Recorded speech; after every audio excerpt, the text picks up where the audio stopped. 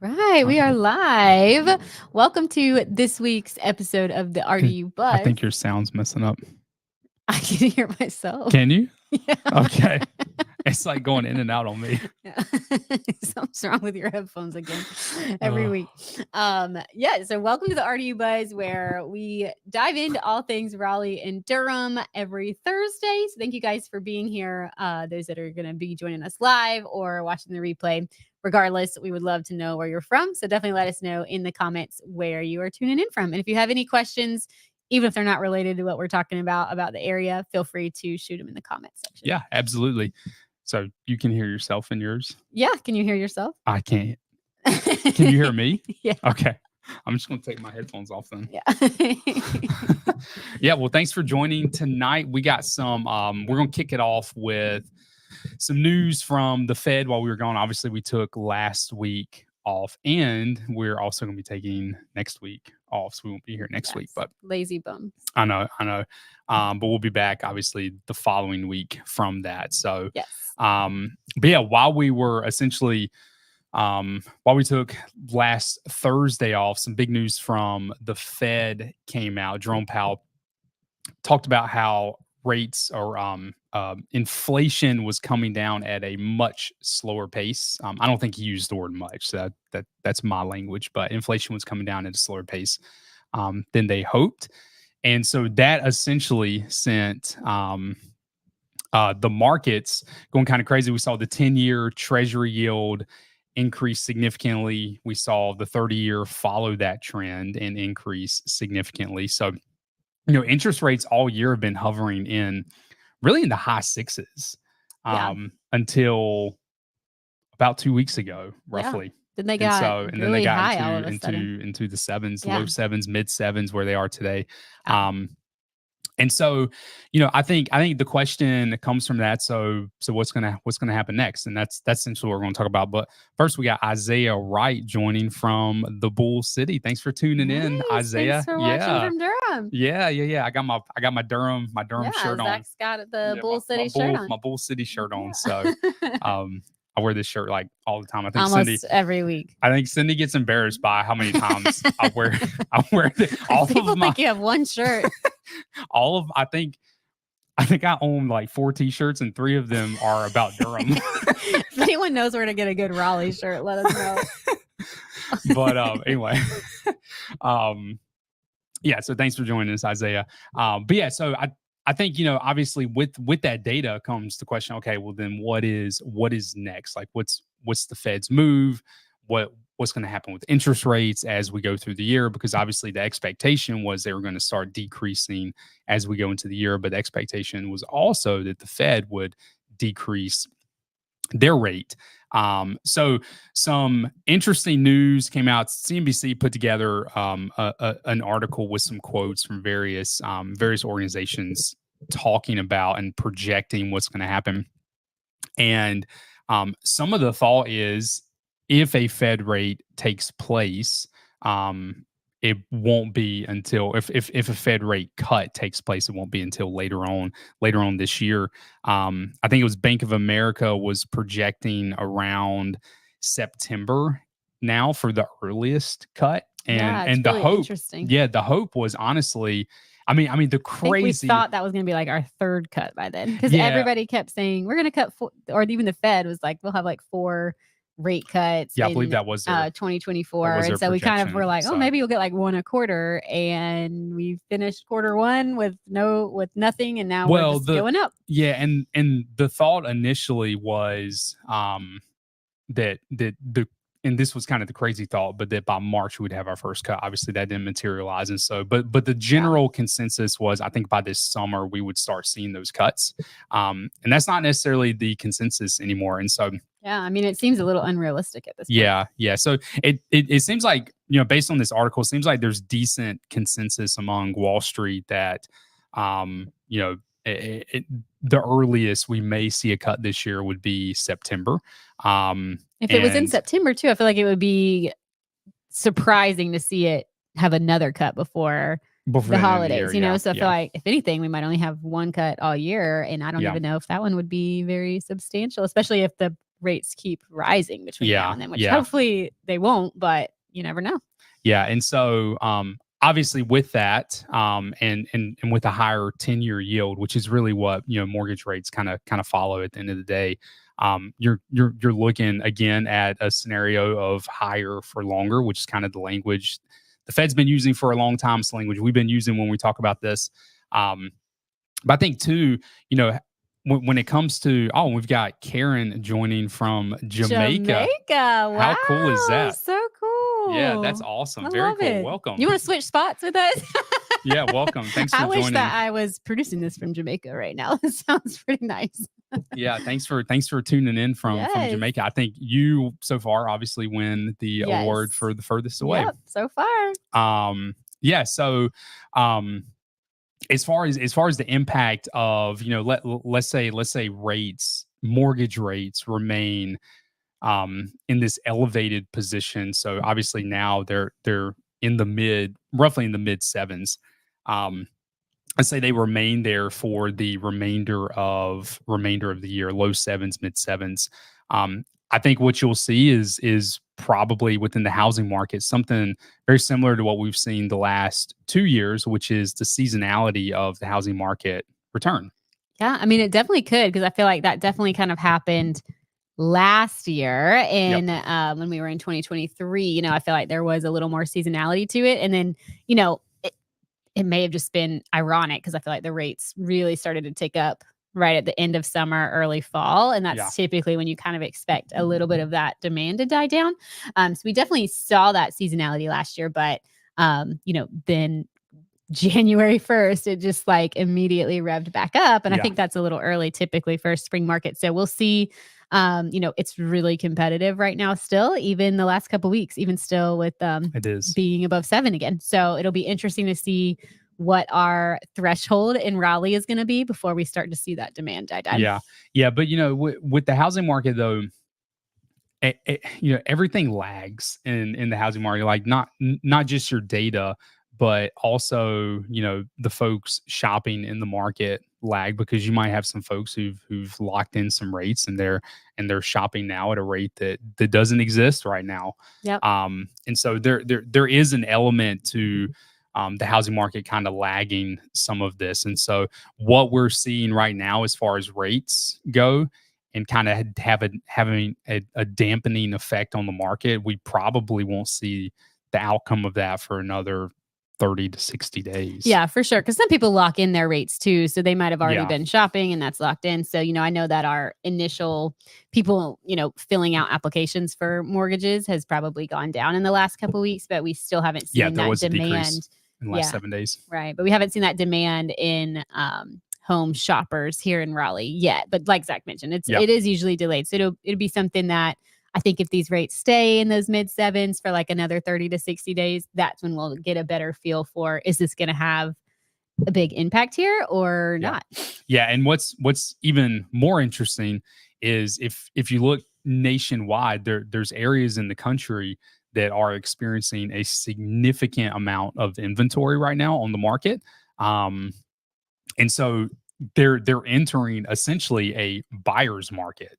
And we're still in a seller's market here. And so there's places that are starting to kind of show signs of some of that. And so I think it'll be really fascinating to see if that is what happens here. And I do think as long as the rates hold high, we'll see the regular seasonality of the market return, where, come this fall, we'll be looking at probably a much slower market as far as how quickly homes are moving.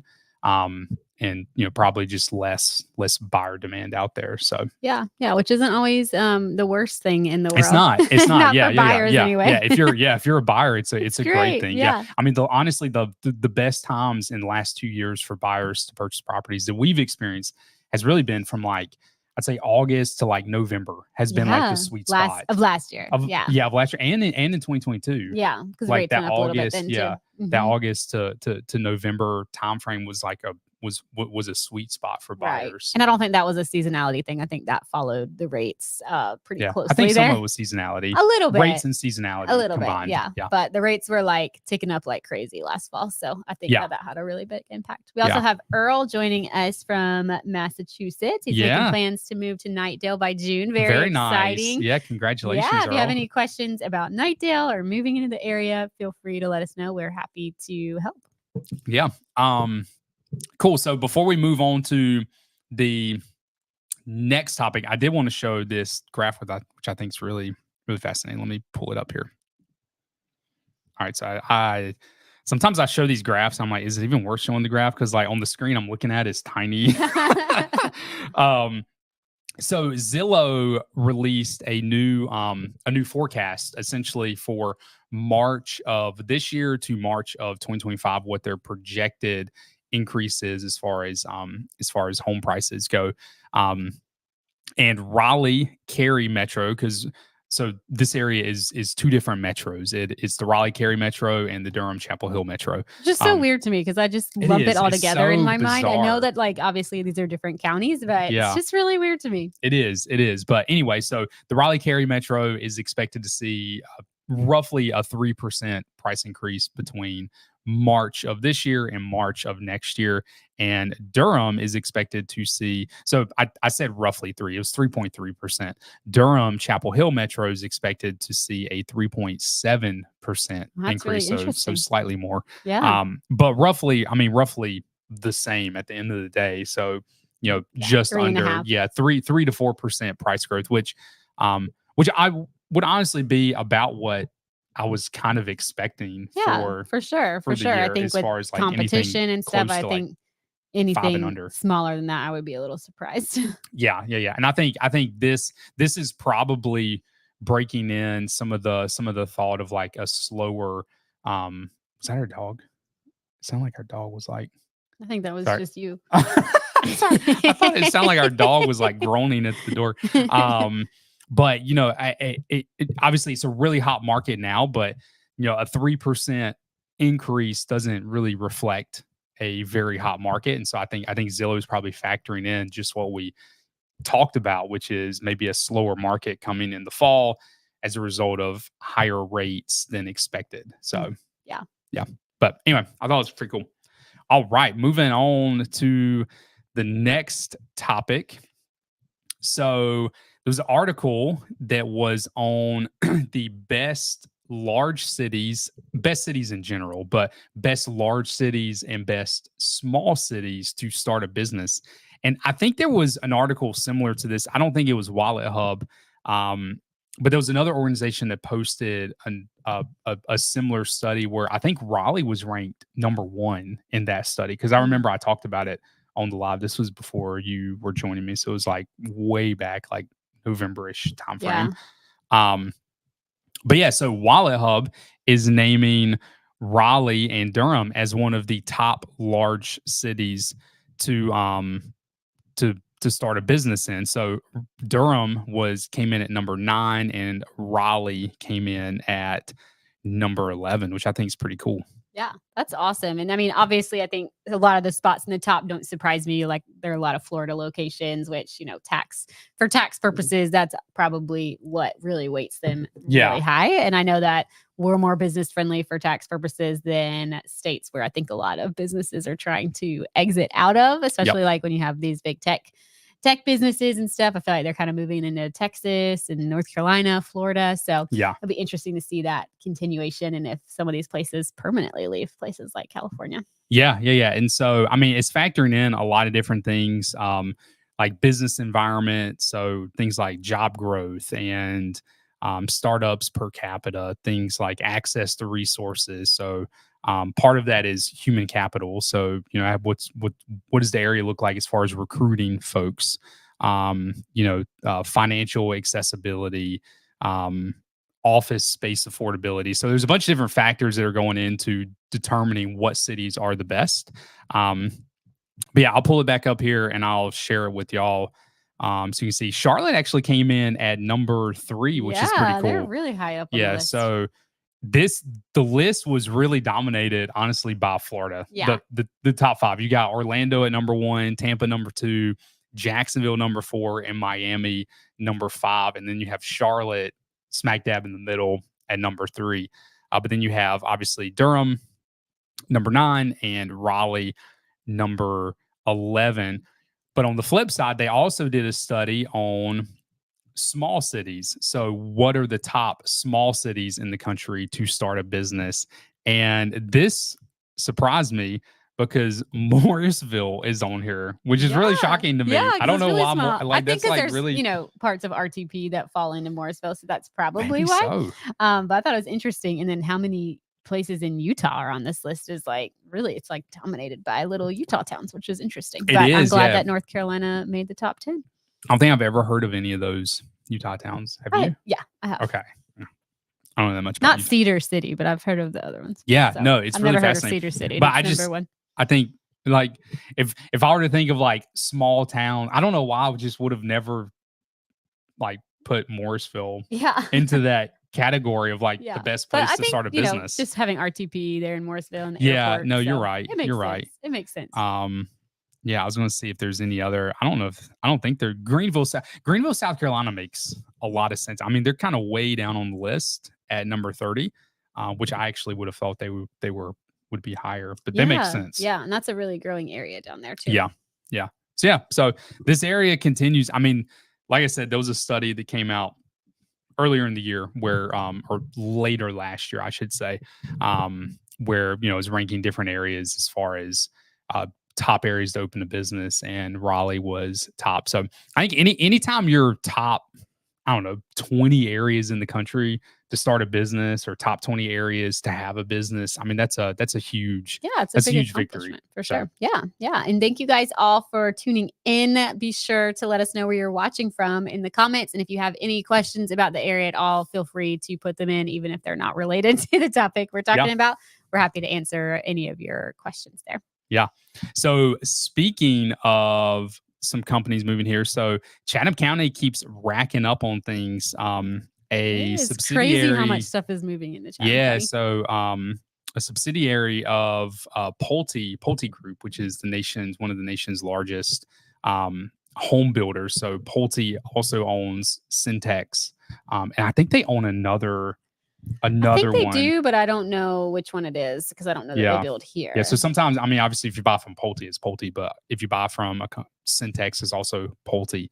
And I think there's one more, and I can't remember what it is. But I don't know. Anyway, I think this subsidiary helps build some of the wood framing components, and they're moving part of their operations to Siler City, which is also where VinFast is and Wolfspeed is in the Chatham County side, and they're going to do it's only going to be, and I say only, I mean it's 150 jobs, which is obviously a big deal. That's 150 more jobs. It's going to be a $40 million investment.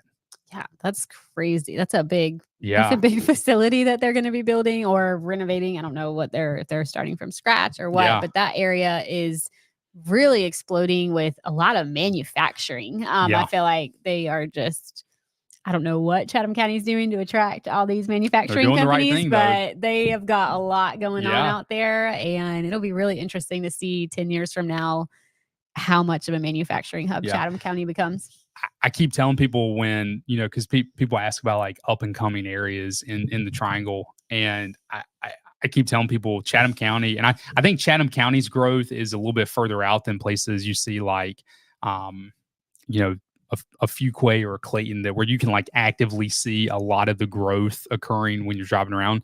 But Chatham County in 20 years is not going to be recognizable. No, not at all. There are some huge 20 years is a long time, obviously, but like everything's going to look different in 20 years, but that's a very it's gonna be currently small town, and I'm curious to see kind of how much the population grows in that area. Yeah, and absolutely. Gary is joining in from Bedford, Pennsylvania. Awesome. Thanks for joining in, Gary. Yeah. And Reggie thought maybe it was Del Webb that was owned by Pulte. I'm not sure. I think Del Webb might be its own. Yeah, I don't. But it could be. I don't know, to be honest. Yeah, we're gonna have to research that. I'll have to look it up. Yeah. I don't think it is Del Webb, but I could be completely wrong. Yeah. I'm almost positive they own a third company, but I don't know. anyway. So an area we don't talk about a lot is Hillsborough. Hillsborough, which if you're not familiar with where Hillsborough is, it's on the northwest side of Durham. So it's pretty far out as far as like the general hub of the triangle. Like if you're looking at Raleigh, like Hillsborough is pretty far out. And Hillsborough still has a very rural, almost untouched like feel to it, I think. I disagree. But you grew up here, and so it's different. I disagree. I think it has a very small town charm to it, and there are rural aspects to it, but it is not. When I think of rural, I think of places that are really kind of tend to be really far off the highway, and there's no commercial development. That is not the case in Hillsborough. You have access to 85 and 40. It's right next to Durham. There are a lot of farms out there, but it's more like, I feel like it's like a lot of beautiful farmland and not as much like farmland that is actually somebody's job, if that makes sense. I feel like it's like a lot of like equestrian farmland and stuff like that, not necessarily like commercialized farmland. So it does have a different feel to it. But yeah, it does. It does. One of my favorite but you don't places like, in the triangle. But we don't talk about, I mean, you don't like development in Hillsborough. Commercial development is almost non-existent. But it did just get an Aldi that opened up about a month ago. So that's pretty exciting. Yeah. Huh. Where? It's like right across from the Walmart. Oh, okay. Okay. Mm-hmm. Yeah. Close I know to where 40. that is. Yeah. Okay. Yeah. Well, anyway, so there is there's already a townhome development on this side of town, but essentially it's going to be a 99-acre mixed use development that will have 205 townhomes and 450 apartments and 40,000 square feet of neighborhood commercial space, which really interesting. Yeah, which is interesting. So in Hillsborough, there's a segment of town where there's a UNC hospital campus. It's the UNC campus. Or the Hillsborough campus of UNC. And this is going to be roughly where that is located. So if you're familiar with Hillsborough, you kind of know where that general area is. But yeah, I mean, you don't see like there's not a lot of neighborhood development going on in Hillsborough. No, and this will be interesting to see it. Development. And most of what's in Hillsborough is typically single family development. Now there's so this is interesting. I feel like this has a very different feel. Development right there by that already. And this is going to be called Waterstone South. Waterstone's already there, and so Waterstone already has townhomes. So it sounds like they're kind of maybe like expanding into a second phase, but having some commercial space there will be and more medical office space. I don't know if that's going to be UNC or what, but I'm sure it's great to see more commercial coming into Hillsborough. I think that especially on that side where Waterstone is, it'll be really nice to have that access there and that's a lot of potential. I mean, that's 655 at minimum if every unit of those only is one person. The apartments and it's going to need like some commercial space under it just to support that amount of people moving into a small area. 40,000 square feet of commercial isn't ton though. I mean, it's not huge, but small. I guess you would hope that maybe there'd be like some kind of grocery or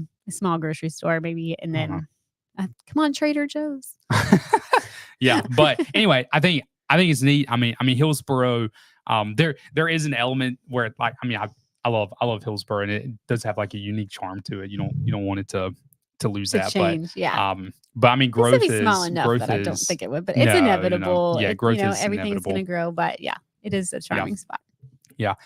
All right. So one topic that I did find really interesting. So, I mean, there's, the buzzword today is AI, artificial intelligence. And I mean, AI has been like the talk about AI has been around for a long time. And I feel like I used to think when someone would say AI, I was thinking like a what was that cartoon with like the space people?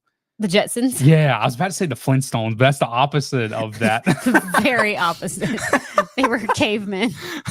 But anyway, like that's kind of like what I used to think of with AI, but now I just think about like ChatGPT, like the the large language models. It's definitely different than what you would think. Because I feel like when we thought about the future, it was like, oh, these robots are gonna like, be like look like people, but it's like the robots are just, computer systems and they're not like physical robots roaming around. Yeah, but like I mean, now when I think of AI, I just think of like ChatGPT. So all that to say, I don't really know what they're referring to when they talk about AI jobs in the triangle. I feel like that's just kind of like a catch-all phrase for a lot of different things nowadays. If it's on the internet, it's AI.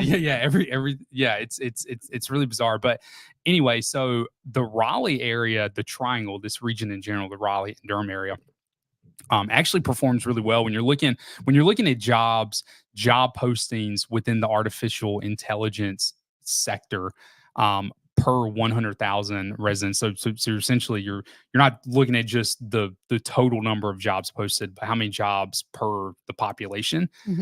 Raleigh and Durham actually perform really, really well for the area. So when you're looking at it that way, this was by Axios did this article, but Raleigh ranked 10th nationally and Durham was 13th nationally as far as how many AI jobs were out there per 100,000 residents. Now, obviously, if you're looking at a place like Atlanta or San Francisco or something like that, like they're blowing them out of the water as far as what AI jobs are out there. But when you kind of look at it in like a per capita type way, like our area actually performs really, really, really well. And I don't really know what AI companies we have here unless they're all based in like some like of the pharmaceutical companies that are trying to use AI for no idea.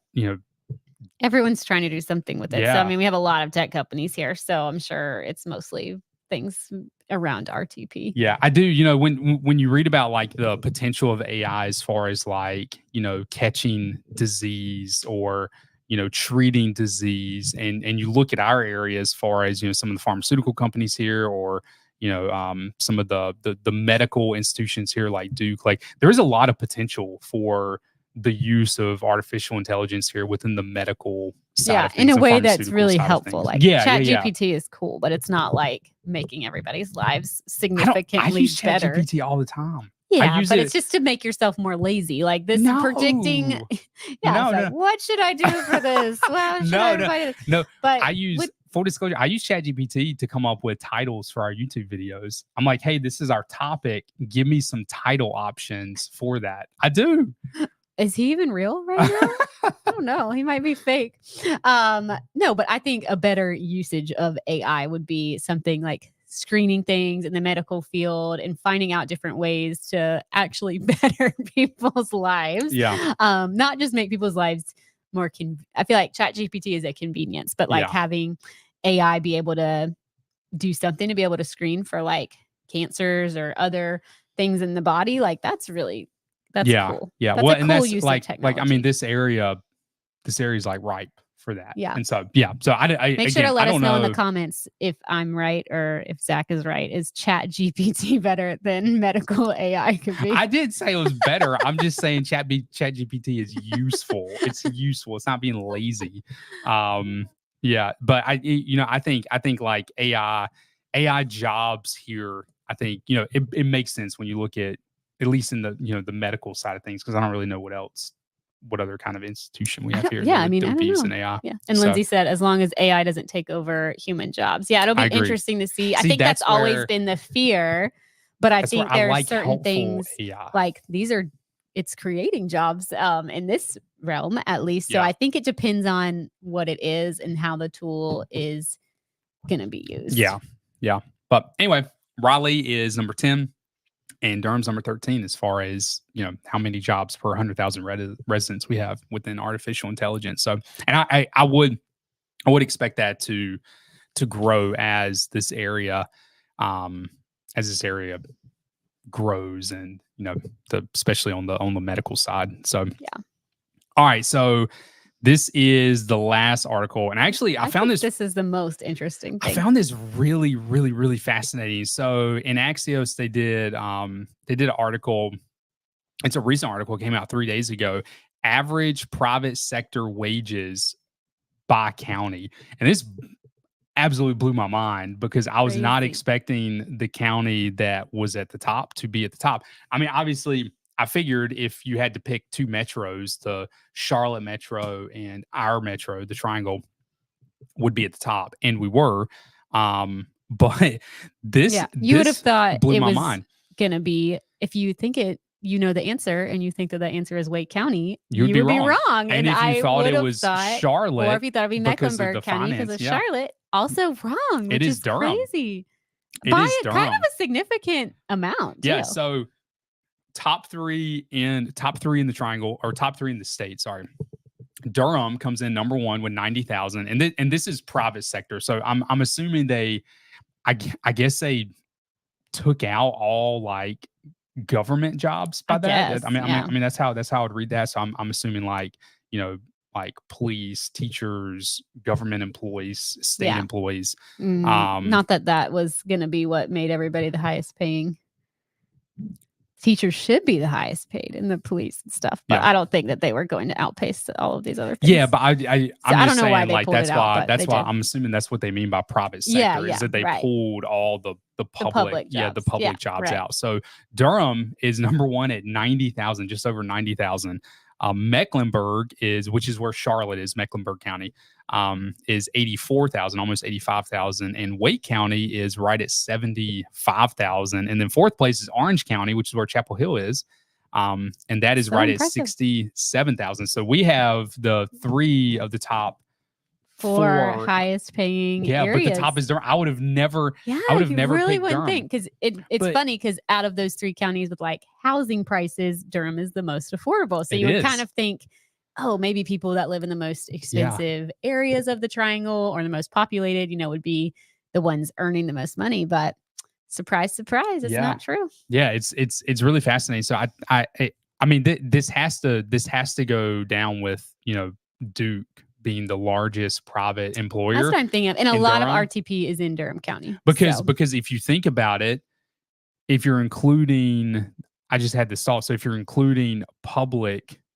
employees, then the universities in Orange County and Wake County, like the large universities, wouldn't count. I don't know, because there's not really a lot of other employees. employment in Orange County outside of UNC, and maybe the hospital is considered private, but maybe so. But the university is not. I'm not really. We don't really know but anyway, what that means.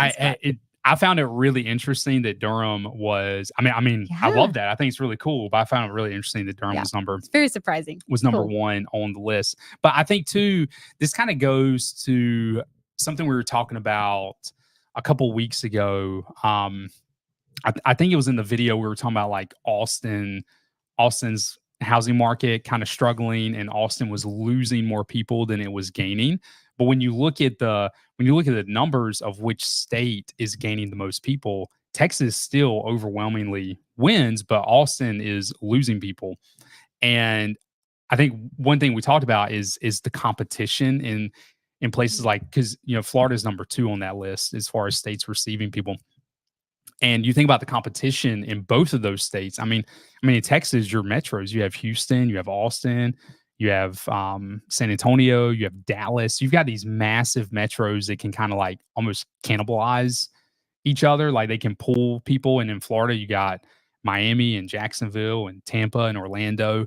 But here in North Carolina, we're the third state on the list as far as gaining the most people. You really only have 2 metros that are producing high-paying jobs that have a really good economy, and it's the Charlotte metro and our metro. And so I think it makes these areas a little more what's the word I'm looking for? Not recession proof, but like if you want to be in North Carolina, like where else? You really just have Charlotte in our area as far as like places that have a lot of, if you're doing in-person employment. Yeah. Not that the other areas in North Carolina aren't. There's a lot of great areas. North Carolina's filled with great areas, but I think when it comes to like really high paying jobs and, you really just have these two markets. Yeah. Yeah. So it's really interesting. Yeah. I think that's all we have for tonight. Yeah, it is. You seem like you're ready to end it. Zach's just going to keep talking about. Just ready to cut it. He's just going to keep talking about all the good parts of the Durham Metro. But yes, thank you guys so much for joining in with us tonight. Like Zach mentioned, we won't be here next week. Yep, we won't be here. We're out of town, but we'll be back the week after that. for the long haul. So we'll be around.